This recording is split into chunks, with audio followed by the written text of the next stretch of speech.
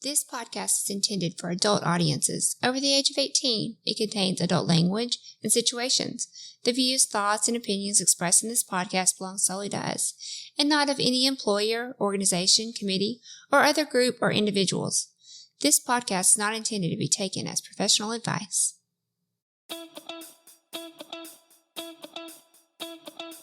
Welcome to the TheSwingNation podcast, a podcast by swingers for swingers, where we look to educate others and push back on the negative stigmas and misconceptions associated with our lifestyle. Come with us and share our pineapple journey as we travel the globe, interview the experts, learn and grow together. Join the nation.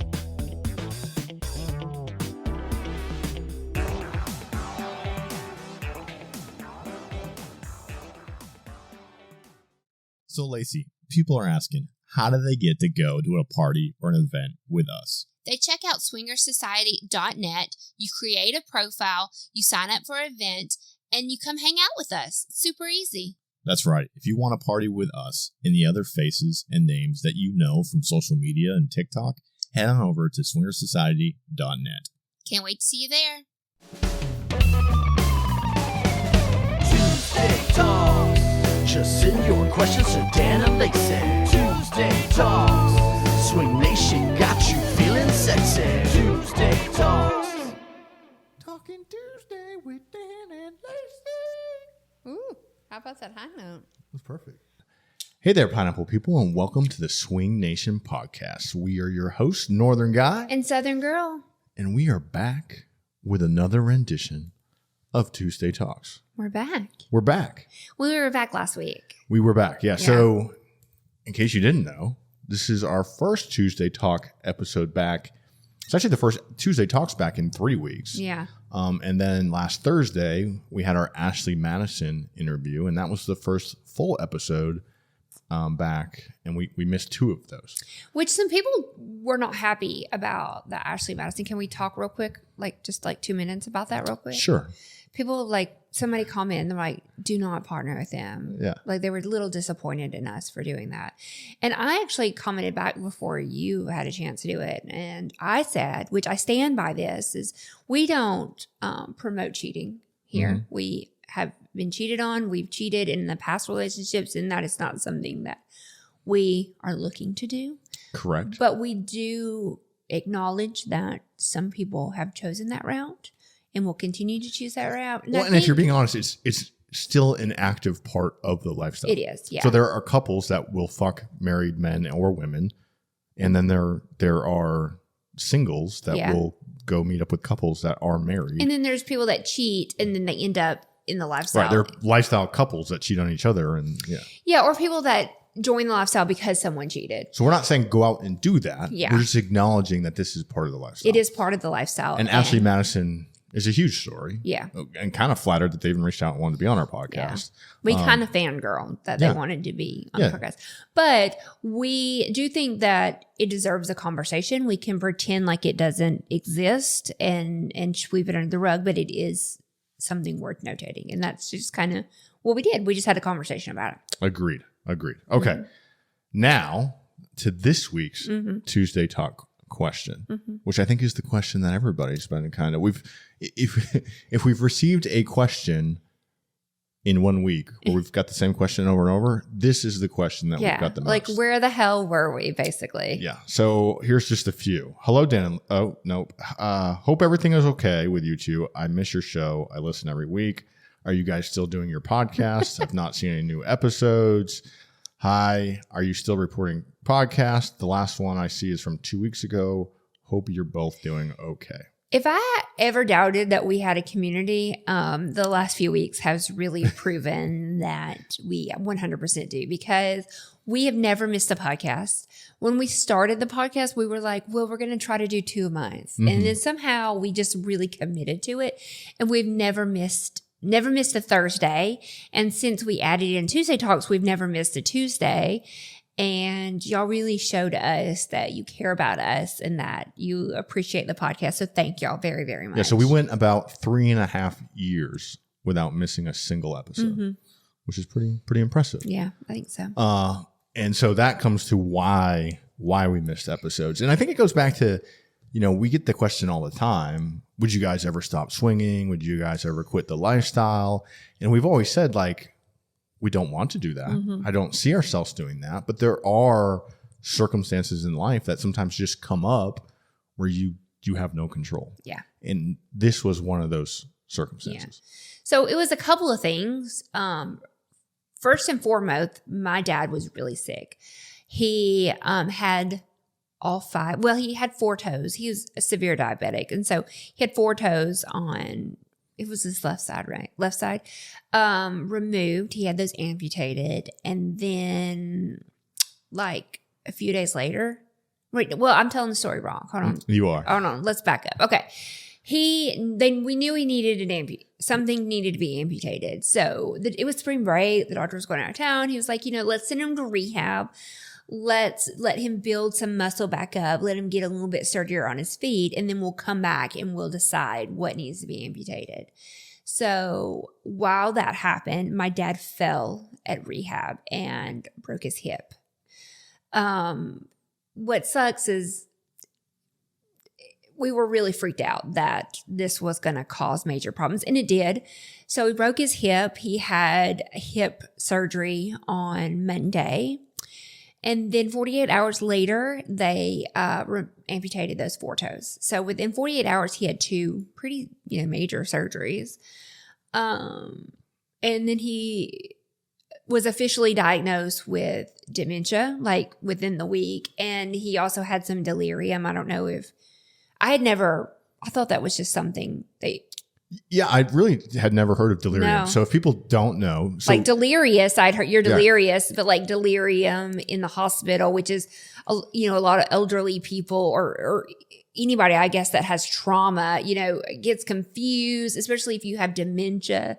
That kind of, I'm assuming, doesn't help. But he basically just didn't really know where he was. Sometimes he would be almost comatose.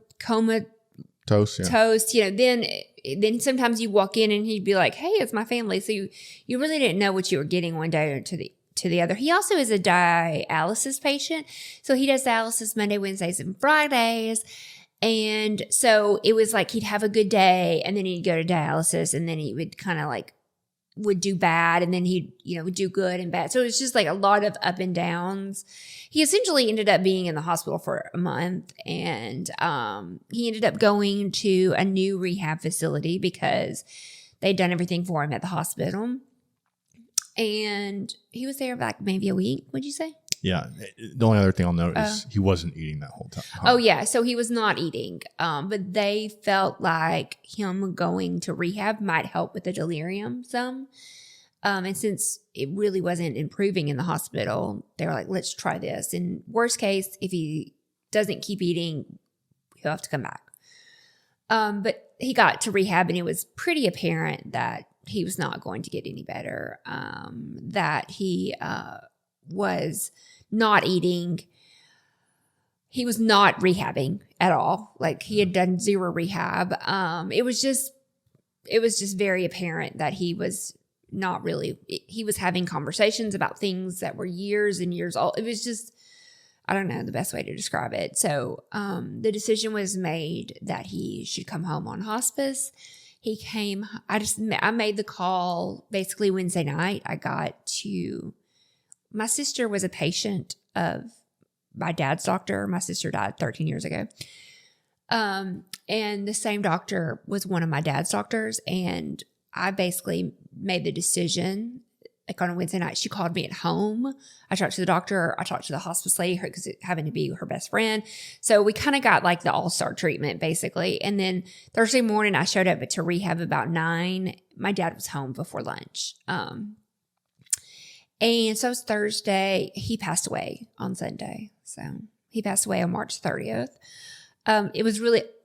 It's a terrible situation, but what was awesome about it is because it was over the weekend, we were able to get my brother and all the grandkids and all the cousins, and everyone was able to come to our house and see him. But all of this was going on like during the days of the podcast. It was really almost impossible for us to stop, go to the office, do the podcast.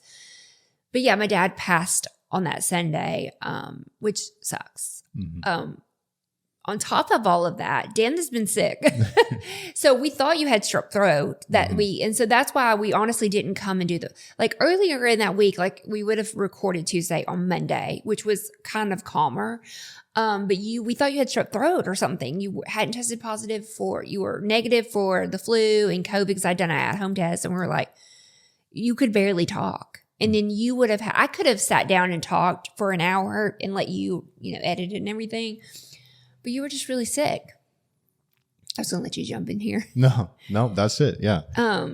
So he passed on Sunday, and then, obviously then the following week, we kind of took the week off as well.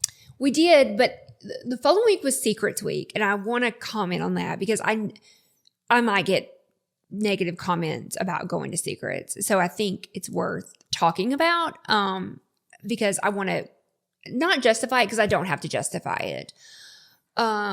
Oh, and we also forget my mom was in the hospital during all of this. Yeah. I forgot to mention that. My mom was actually in the hospital when my dad passed. So if anybody's listening to this for the first time, Lacy's mother has stage 4 lung cancer. Yeah. And so that was why that's when that diagnosis happened. That's why her dad and her mom came to live moved in with us. And that was about 9 months ago. Yeah, it was first August.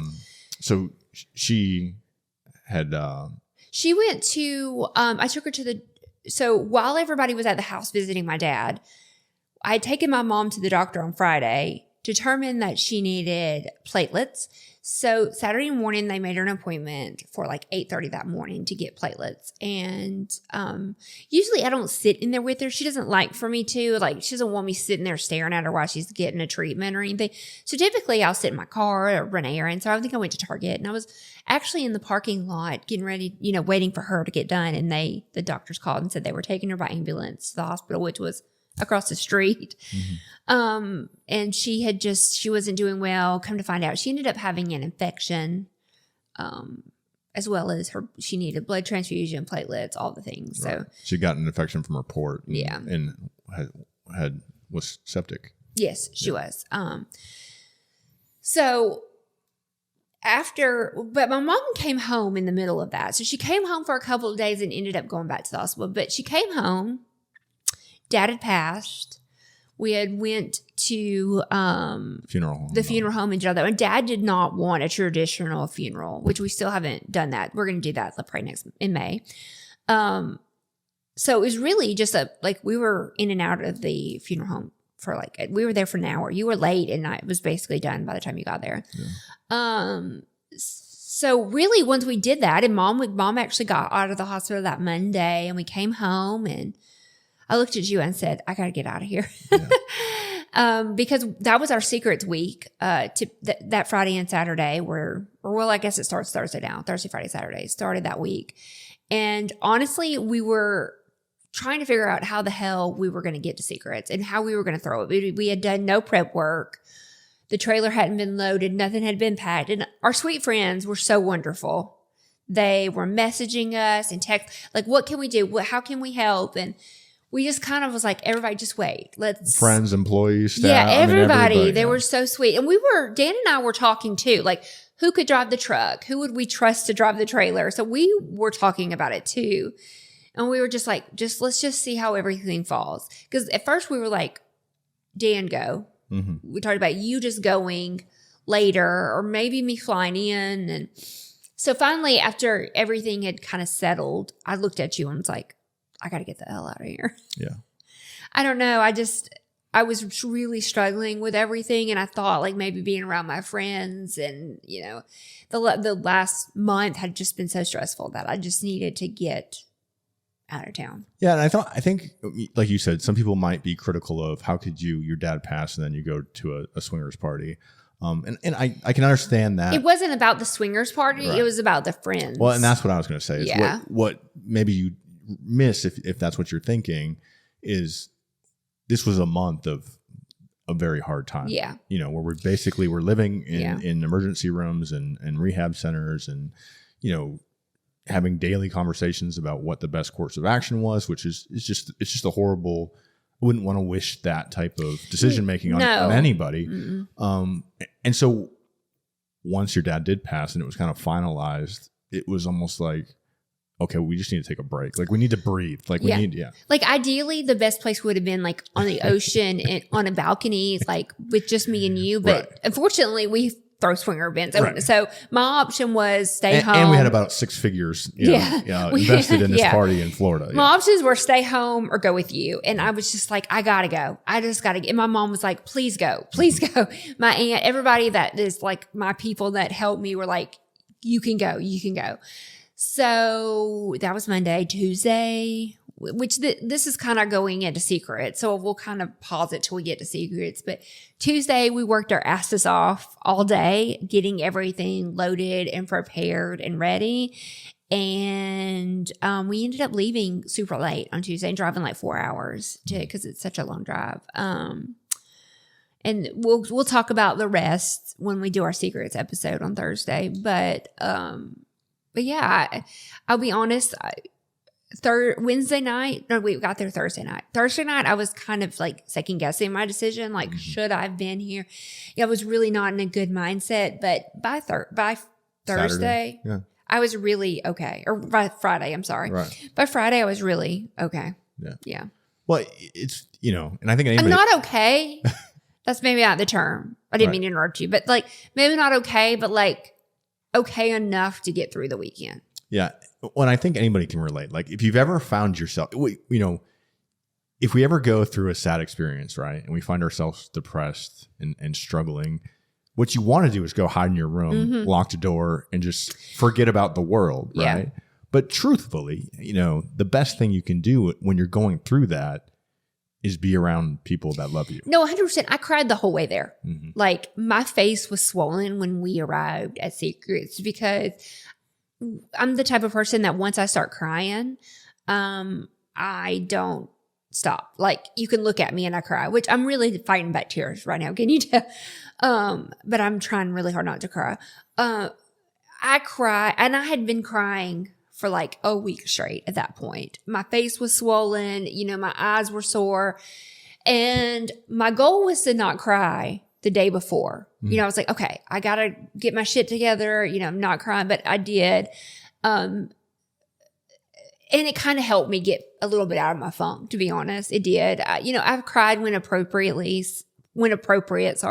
since we've been home, but it really helped me kind of like, not move past it, because I'm definitely not past it at all.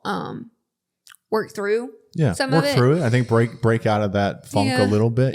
Get out of that. Because like you said, if you're sitting at home and just thinking about it and stewing on it, and you wallow in those emotions, and so being able to step outside of that, I think, was good for you, and it was good. Seeing you laugh and smile and have fun with your friends, in between moments of sadness, was rewarding. And I definitely wasn't 100% at Secrets. Nowhere even close. And I think people that knew what was going on, like I was live today on TikTok, and like JC said, which meant a lot. He's like, I think given everything that you had been through, I thought you did amazing, which meant a lot to me that he said that, because I don't know, I'm going to cry.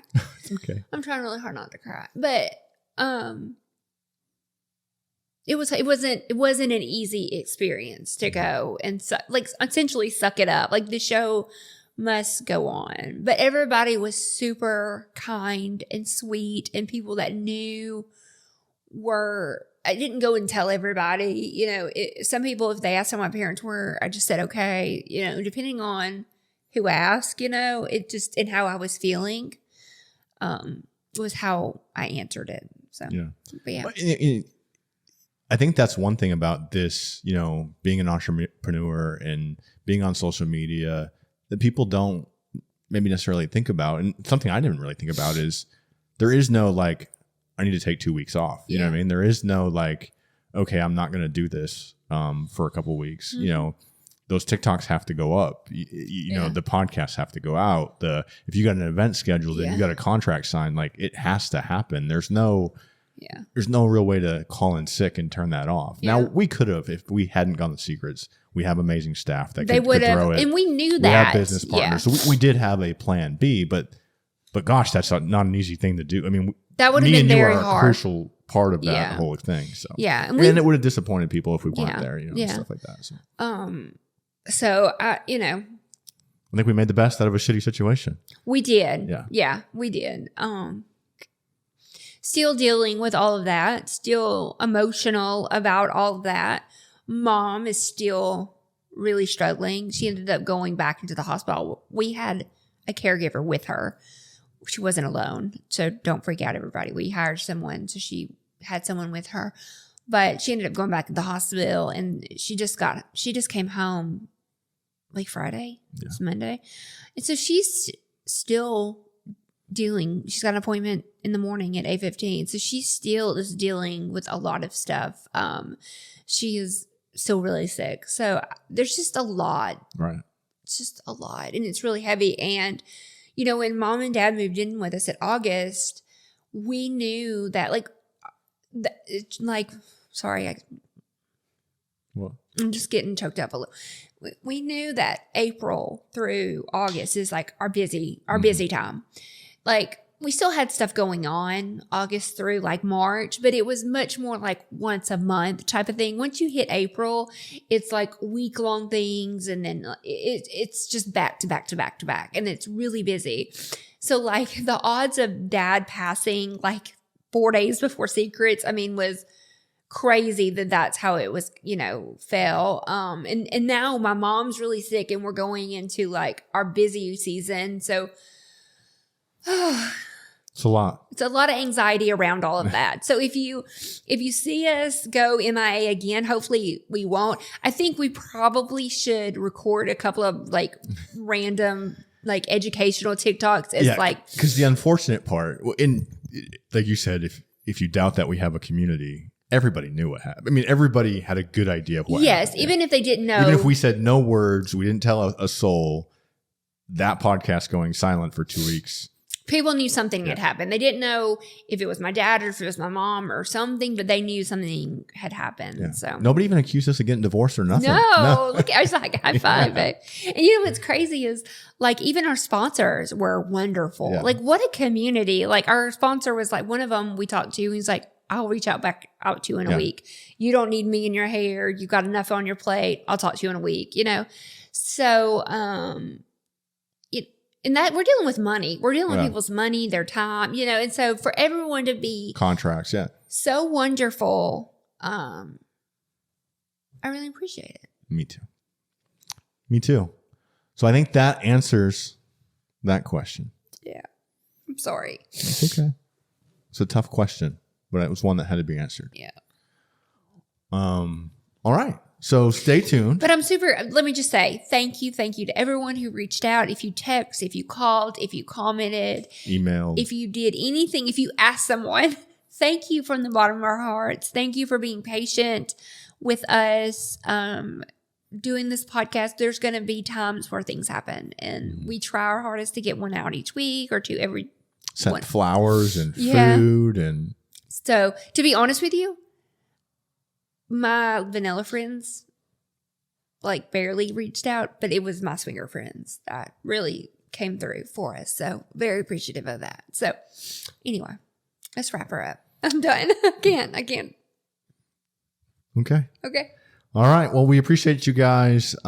Thanks for listening. Thanks for being there for us. And we're back. We're going to continue to put these podcasts out, and hopefully no breaks anytime in the near future. Fingers crossed. All right. Well, I think with that, in a world full of apples, be the pineapple. Be the pineapple, guys. Bye. Bye.